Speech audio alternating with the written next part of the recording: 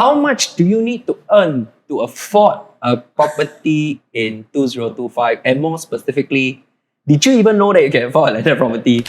Welcome to another episode of Property Roundtable with myself and Rama, bringing value to your journey of buying and selling a landed property or any residential property or commercial or industrial property in Singapore. Yeah, and doing the research for today's topic, so demoralizing. But don't worry. Not many people are in this bracket. There are people out of this bracket as well. Okay, let's start with some fixed parameters first so that our viewers know what we're talking about. Yep. So, bro, today we're going to choose certain numbers. Yeah, okay? Correct. So, we decided, because we do a lot of landed topics, right? I know there's no property at 2 million, but I still do at 2 million just in case you guys are thinking about other properties apart from landed, right? Correct. So 2 million also we have numbers for you. So 2 million all the way up to 6 million. If you all want to know more than 6 million, you'll put in the comments and we do another video. Okay? Okay, bro. But specifically, we're gonna, when we talk more within the 4 to 5 million bracket. For the rest of the information, we'll put it out on the screen. You can check it out later. All right. So the parameter one is we fixed it at 30 years loan tenure. Correct. That means to say, if you are 35 years old, right? Yeah, 35 plus 30, 65, correct? If you're 35 years old and above, this will be perfect, especially if you're 35. Okay, but specifically it's 30-year lease tenure. 2, it is 75% loan to value ratio. Right, which is of current rates. Yes. 3, we're using the current stress test parameter, which is at 4%. What is a stress test? Stress test means that MAS being very prudent, right? Just wants to make sure that no one is overextending themselves. Yep. So they're assuming that if interest rates remain at 4%, this is as much as you can borrow. Yes. Based on these parameters. Obviously, now in this environment, the real interest rates have fallen for sure. But we're still using 4% as a stress test because the last we spoke to mortgage brokers, right, is still at 4%. Yep. And the reason why we're doing this video is because it just dropped to 2 or slightly below 2. Yeah. All right. Anyway, in the last time we did this video, a lot of people watched. So help us to share. Okay. Right. So Rama, at $4 million at 4%, 75% loan to value ratio, 30-year loan tenure. What is the monthly installment? Okay, 4 million, 75% loan would be 3 million. Okay. You asked me for 4%, right? Yeah, 4%. Okay, the monthly installment will be $14,322. Okay, so this is the monthly installment. Yeah. But how much would you need to earn to afford this installment? And first, assuming you got no other debt, assuming you got no other loans, assuming you got no bad debt, you don't chao car anything, right? They do credit search on you, everything very good. Correct. You need to earn $26,040 a month. 26,000, bro. Singularly or combined? Correct. If singularly you can do this, and the 25% you can tar with cash and CPF, you can buy another one name. True. But if you can afford this salary on your own and still have the above parameters that we spoke about, right? You can do it on your own. But if you don't, you can combine with your spouse or anybody to buy. Did you say individually he or she earns $26,000 and doesn't have a life? It doesn't have a lot of other exposure. Lively things in their life. Okay, understand. Super high income earner. Actually, a lot of our buyers in today's channel, right? Or owners of in today's channel, right? They are beyond this range. Right?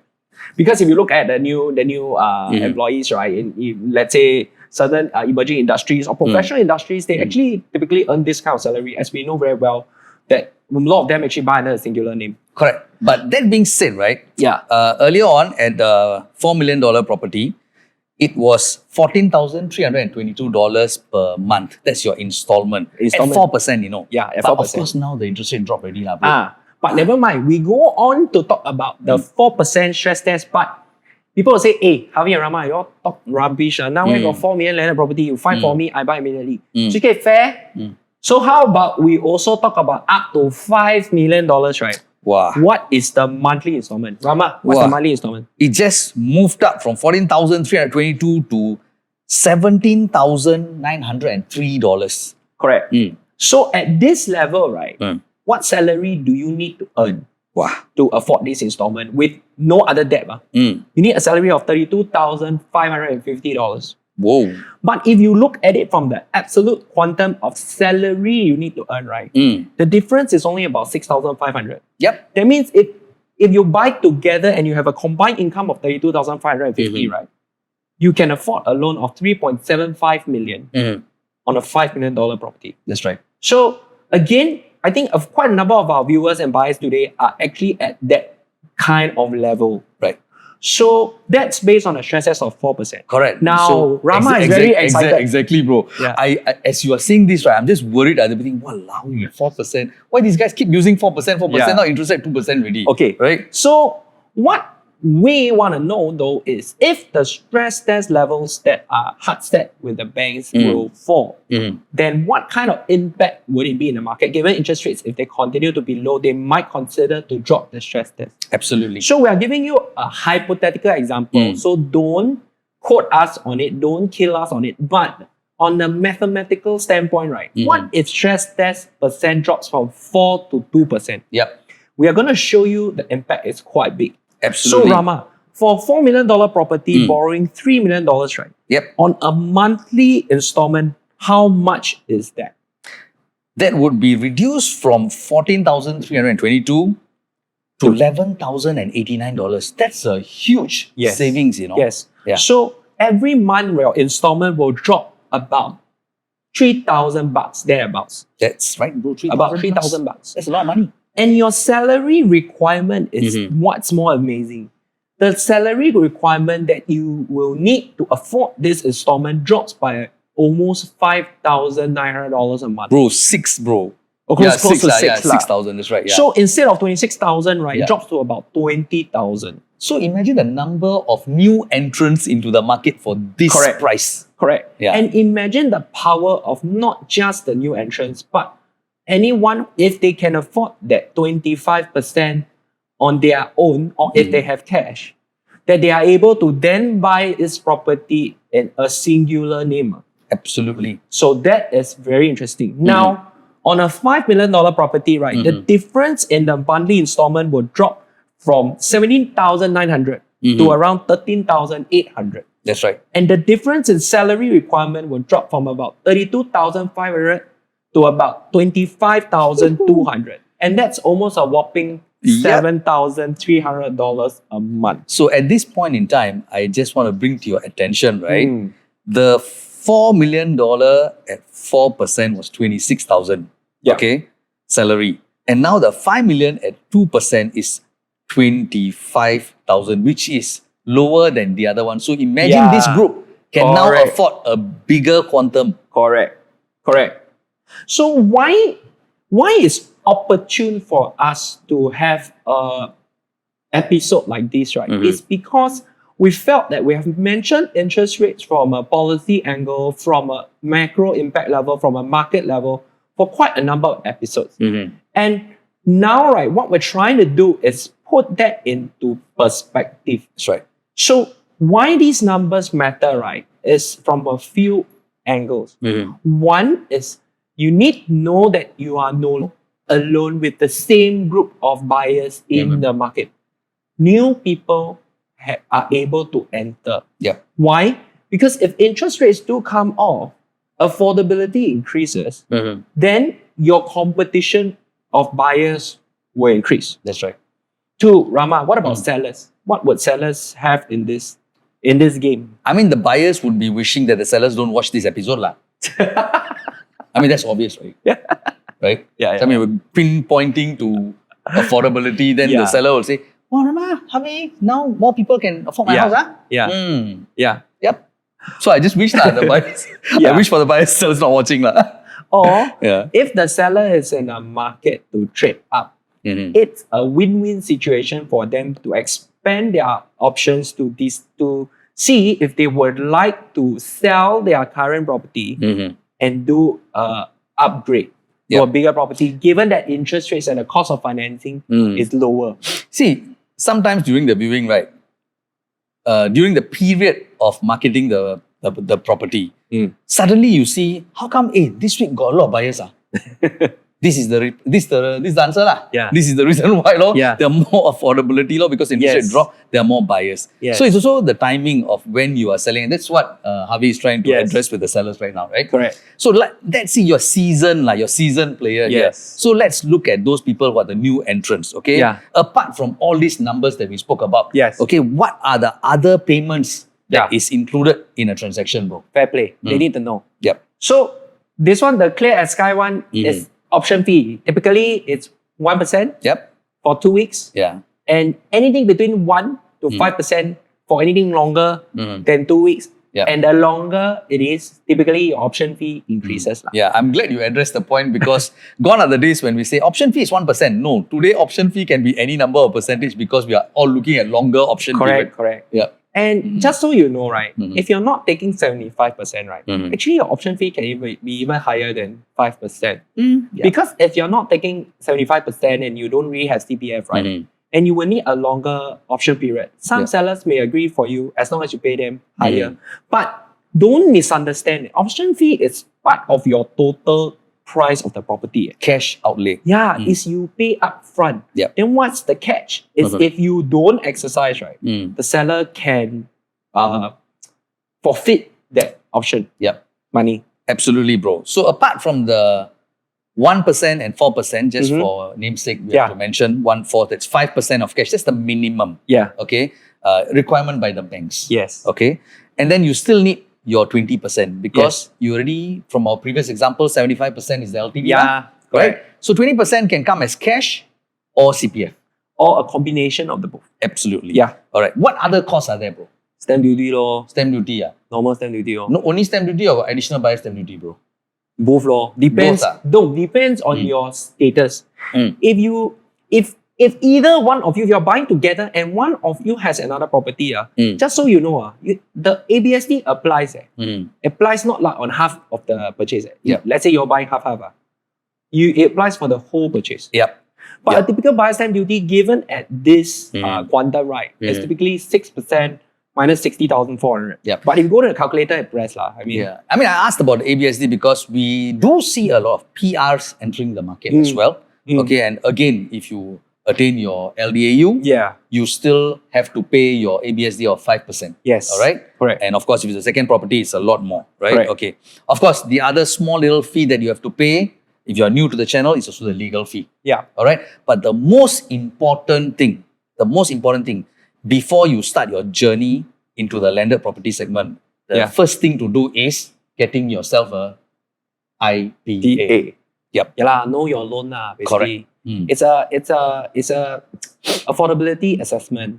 So why is the affordability assessment important, right? It's because you need to know where you stand. Obviously, there are two kinds of buyers. One is they follow the IPA and they go into the market and say, hey, Harvey, Rama, this is as much as I can afford, right? So we find within this bracket. Obviously, there will be the hopeful one. So we'll always be searching above and beyond what they can afford and hope to negotiate the price down. You can do so, albeit we believe that it would actually take, if you're successful at it, it will be a big win.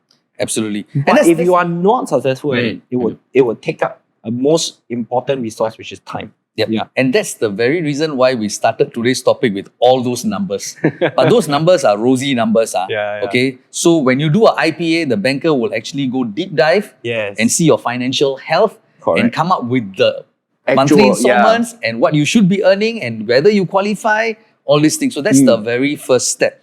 Bro, there's also another thing. Yes. While researching, right, I realized, right, talking about other costs. In one of our recent transactions where you serve the buyer, I saw through all the messages, bro. Yes. The amount of things that you had to do painstakingly, you went to buy all those plans, road plans, underground plans, all the plans. These cost money too. All right. And some what to check. Right? Sometimes you don't need to buy them. So, of course, with us, we know what to buy, what not to buy because we know what to check. Right? So, if you want those things, right, then you know who to call. Because one look, I think me and Harvey, we know, okay, this one better go and check on these things. Because these are normal things that people don't check when they buy. Correct. Yeah. And I think beyond just buying, sometimes people need an interpretation as to what it is as well. And one more thing, bro, there's another cost Yes. that I identified also. What? Because landed property segment, right, of course, don't have MCST fees, lah, but then cluster terrace have. So when you buy, right, okay, does the banker, because the banker won't know what's the MCST fee, right? No. So that's not actually taken into consideration. That's not taken right? into consideration. Yeah. But to the future homeowner of their house, I think they want to factor that in as their ongoing expense. Absolutely. So you got to think of that as well if you're going to cluster. Lah. Yeah. So you put aside, okay, ask this question, okay, this amount every month is also going to go off already. Yeah. Right? Yeah. Yeah.